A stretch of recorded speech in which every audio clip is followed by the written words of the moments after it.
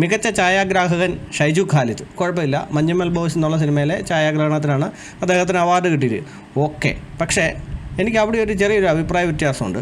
കാരണം ഇതിനേക്കാളും കുറച്ചും കൂടെ മികച്ച ഛായാഗ്രഹണമായിട്ട് എനിക്ക് തോന്നിയത് മലൈക്കോട്ടെ വാലിബൻ എന്നുള്ള സിനിമയാണ്. അതിനകത്തെ മധു നീലകണ്ഠൻ എന്നാണ് തോന്നുന്നു അദ്ദേഹത്തിൻ്റെ പേര്.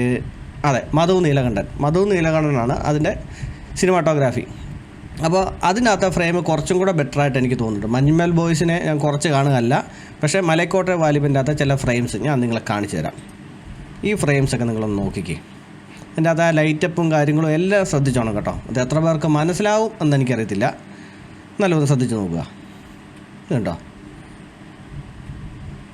ഇതൊക്കെ എന്ന് പറഞ്ഞാൽ എനിക്ക് ഈ ഫ്രെയിംസൊക്കെ കാണുമ്പോൾ തേന്മാവിൻ കൊമ്പത്ത് എന്ന് പറഞ്ഞ സിനിമയൊക്കെ ഓർമ്മ. അതിൻ്റെ അകത്തൊക്കെ ഫ്രെയിം അറിയാമല്ലോ, എന്നാ പക്കയാണ്. ഇതൊക്കെ കണ്ടോ, ഒരു ഫോട്ടോ ആയിട്ട് വേണമെങ്കിൽ എടുത്ത് വെക്കാൻ പറ്റുന്ന രീതിയിലുള്ള ഫ്രെയിംസാണ് ഇതൊക്കെ.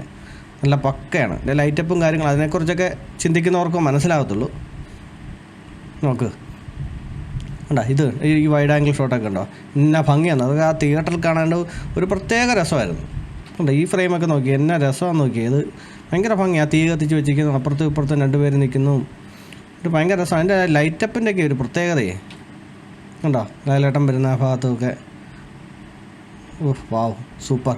അപ്പോൾ ഈ ഫ്രെയിമുകളൊക്കെ ഇതെന്ന് പറഞ്ഞാൽ ഇത് തിയേറ്ററിൽ കണ്ടവർക്കറിയാം നല്ല ഭംഗി ഇത് കാണാനായിട്ട്. അപ്പോൾ ഈ ഫ്രെയിം വെച്ച് നോക്കുമ്പോഴത്തേക്കും എനിക്ക് മറ്റേത് മഞ്ഞുമൽ ബോയ്സിനേക്കാളും കുറച്ചും കൂടെ മികച്ചതായിട്ട് തോന്നി. ഇത് എൻ്റെ മാത്രം അഭിപ്രായമാണ്.